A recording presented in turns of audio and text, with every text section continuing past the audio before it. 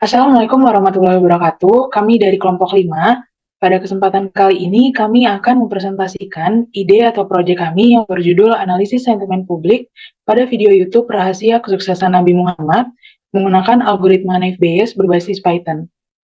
Sebelum mulai, izinkan saya memperkenalkan anggota kelompok kami yang terdiri dari 4 orang, yaitu saya sendiri, Berliana Dwi Safitri dengan NIM 2210512022, Muhammad Turmuji dengan NIM 2210512002, Ajeng Pratiwi dengan NIM 2210512010, dan Ainun Fasya Aksan dengan NIM 2210512014. Untuk memudahkan, berikut adalah table of content atau poin-poin yang akan kami bahas, diantaranya abstrak, pendahuluan, metode penelitian, hasil, kesimpulan, dan referensi. Baik, yang pertama adalah abstrak. Penelitian ini menganalisis sentimen publik terhadap video YouTube rahasia kesuksesan Nabi Muhammad menggunakan metode Naive Bayes berbasis Python. Data komentar diproses melalui tahapan pre-processing seperti scaffolding, cleaning text, tokenization, stopword removal, dan steaming. Model Naive Bayes dievaluasi menggunakan metrik akurasi, presisi, recall, dan F1 score. Hasil menunjukkan model unggul dalam mendeteksi sentimen netral, yaitu presisi dengan 0,90, recall dengan 1,00, F1 score dengan 0,95, tetapi lemah pada sentimen positif dan negatif karena ketidakseimbangan data. Akurasi keseluruhan mencapai 0,90, namun nilai makro F1 score hanya 0,32 saja. Kesimpulannya, meskipun efektif untuk sentimen netral, diperlukan strategi untuk mengatasi ketidakseimbangan data atau algoritma lain untuk meningkatkan performa pada kelas minoritasnya. Selanjutnya, pendahuluan. Video YouTube rahasia kesuksesan Nabi Muhammad Wahyu Ilahi Bisikan Setan atau Kejeniusan Pribadi memicu diskusi intens di kolom komentar, mencerminkan beragam sentimen publik terhadap tema sensitif ini.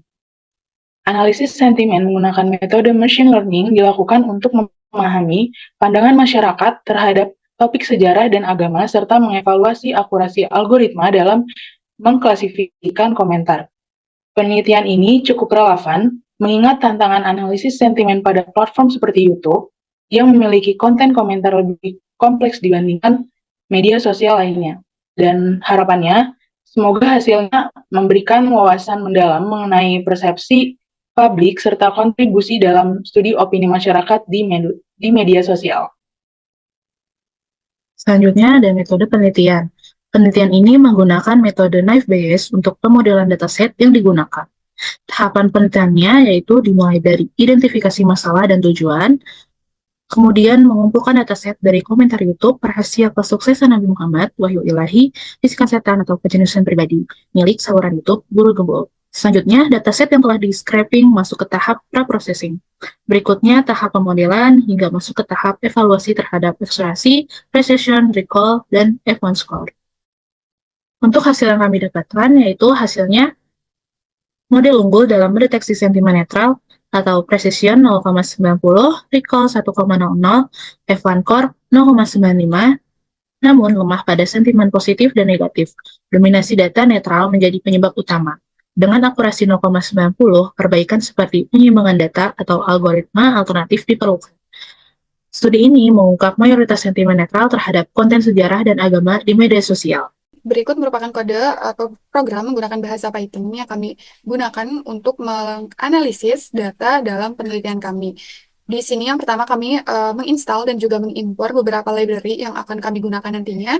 Yang pertama ada Padir Sentimen, yaitu digunakan untuk analisis sentimen berbasis leksikon, serta sastrawi untuk stemming bahasa, juga library wordcloud yang kami gunakan untuk visualisasi data dalam bentuk awan kata, pandas, yang digunakan untuk membantu dalam manipulasi data, sedangkan NLTK ini kami gunakan untuk pengolahan teks, kemudian juga termasuk stopword dan tokenisasi, dan kami juga memanfaatkan library sklearn untuk vektorisasi teks menggunakan convectorizer dan juga TF-ID vectorizer, serta membangun model Naive-Bayes untuk klasifikasi sentimen nantinya, matplotlib, yang kami gunakan untuk visualisasi data, termasuk juga library Seaborn. Kemudian selain itu kami juga mengimport beberapa library untuk evaluasi model yang dilakukan dengan matriks seperti akurasi, kemudian juga laporan klasifikasi, dan matriks kebingungan. Oke, selanjutnya, setelah mengimpor dan juga menginstal beberapa library yang akan kami gunakan, yang pertama kami mengunduh ulang NLTK stop word untuk khusus bahasa Indonesia karena data yang kami gunakan adalah dari channel YouTube berbahasa Indonesia. Kemudian untuk yang pertama dilakukan adalah untuk membaca data dari file CSV yang kami gunakan, kami menggunakan sintak pdread.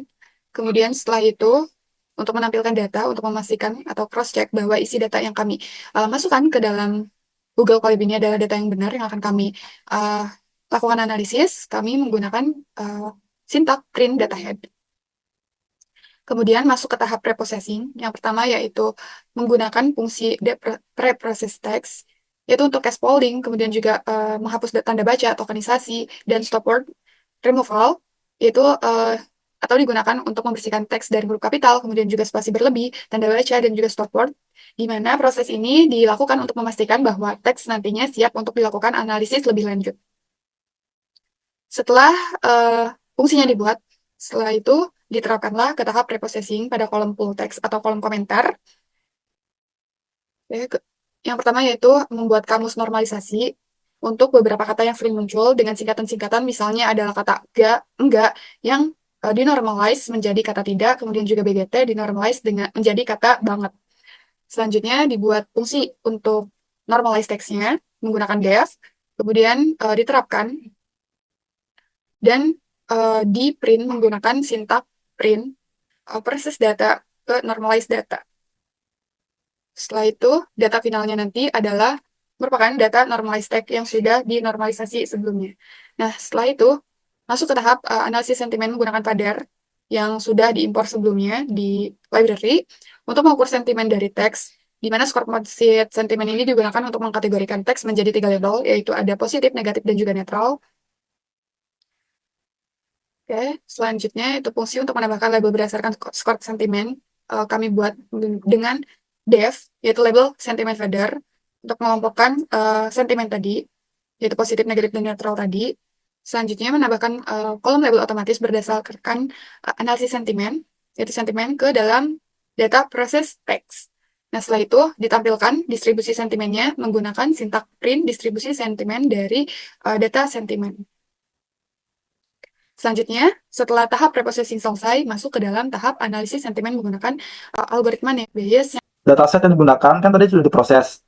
Selanjutnya kita akan membagi data, di mana data pelatihan dan juga data pengujian menggunakan fungsi train test split dengan rasio 80% untuk data pelatihan dan 20% untuk data pengujian. Apa sih tujuannya? Tujuannya adalah untuk melatih model menggunakan data pelatihan dan mengevaluasi performa model pada data pengujian yang tidak pernah dilihat model sebelumnya.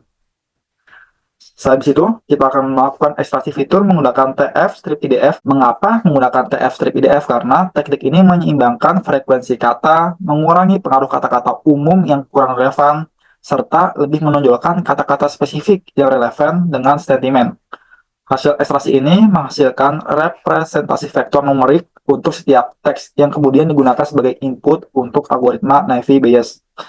Lalu kita akan melakukan pelatihan dan evaluasi model, di mana model multinominal Naive Bayes dilatih menggunakan data hasil ekstraksi TF-IDF dari data pelatihan.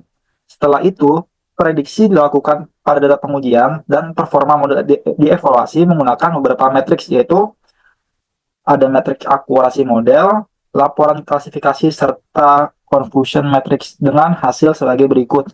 Seperti akurasi model, yaitu 89%. Lalu laporan klasifikasinya itu ada negatif, netral, positif, terus juga ada akurasi, makro rata-rata, dan juga berat rata-rata. Ini ada precision-nya, ada recall-nya, ada advance score-nya, ada support-nya. Nah, precision-nya itu sebanyak 90%,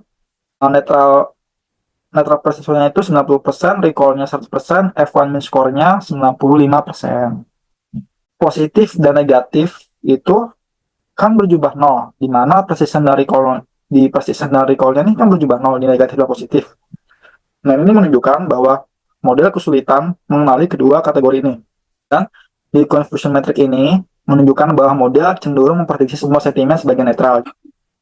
Lalu, kita akan melakukan visualisasi confusion metric di mana kita akan menggunakan heat map, yaitu membantu memahami bagaimana model melakukan prediksi, seperti dari warna dalam matriks menunjukkan jumlah prediksi yang benar maupun salah untuk setiap kategori sentimen. Hasil ini menegaskan bahwa hampir semua prediksi diarahkan ke kategori netral, sehingga langkah evaluasi lebih lanjut diperlukan. Selanjutnya kita akan melakukan analisis frekuensi kata. Oke, sini ada analisis frekuensi kata di mana kita akan menampilkan 10 kata paling sering muncul, yaitu kata yang berjumlah 1645 kali muncul, ada nabi 1465 juga kali muncul, 1465 kali muncul, dan juga ada kata Muhammad dengan frekuensi 976 kali muncul gitu. Nah, kita juga melakukan visualisasi dengan metode word cloud di mana akan memberikan gambaran keseluruhan tentang kata-kata dominan dalam data. Seperti lalu kita juga memvisualisasinya dengan bar chart di mana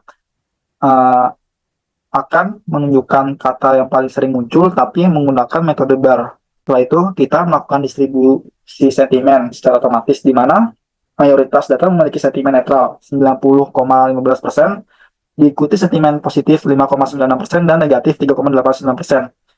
Lalu kita lakukan pelabelan, kita melakukan print data-data sebagai ada username, komentar, jumlah like, proses teks, sentimen, dan juga label. Lalu kita hitung lagi distribusi sentimennya, kita visualisasi lagi distribusi sentimennya, dan menghasilkan bar chart secara labeling tadi, kayak ada positif, ada negatif, dan juga ada netral. Di sini bar chartnya menunjukkan bahwa netral itu lebih banyak, hampir 3000, sedangkan positif itu urutan nomor 2 dan negatif urutan nomor 3. Lalu kita presentasi sentimennya. Selanjutnya kita melakukan visualisasi word cloud untuk masing-masing sentimen, di mana untuk sentimen positif kalimat yang menjadi paling besar, dan untuk sentimen negatif kata yang juga masih berdominasi disusul Islam, Nabi, dan juga haters. Dan di sentimen netral paling besar yaitu yang masih mendominasi yang dan juga Nabi. Selanjutnya, kesimpulannya itu, penelitian ini menganalisis sentimen publik terhadap video YouTube yang berjudul Rahasia Kesuksesan Nabi Muhammad menggunakan metode Naive Bayes yang diimplementasikan dalam Python. Hasil analisis menunjukkan bahwa model memiliki kinerja yang sangat baik dalam mendeteksi sentimen netral dengan precision sebesar 0,90, recall 1,00, dan F1 score 0,95. Namun, model menunjukkan kelemahan dalam mengidentifikasi sentimen positif dan negatif, yang tercermin dari nilai precision dengan dominasi netral menjadi salah satu penyebab utama hasil tersebut. Dari penelitian ini, dapat disimpulkan bahwa meskipun algoritma Naive Bayes mampu memberikan akurasi keseluruhan sebesar 0,90, langkah-langkah perbaikan seperti penyimbangan data atau penggunaan algoritma alternatif diperlukan untuk meningkatkan kinerja pada kelas minoritas. Penelitian ini juga memberikan wawasan penting mengenai persepsi masyarakat terhadap konten sejarah dan agama di media sosial yang mayoritas sentimennya netral. Berikut ini merupakan beberapa referensi yang kami gunakan. Sekian presentasi dari kelompok kami, kurang lebihnya mohon maaf. Wassalamualaikum warahmatullahi wabarakatuh.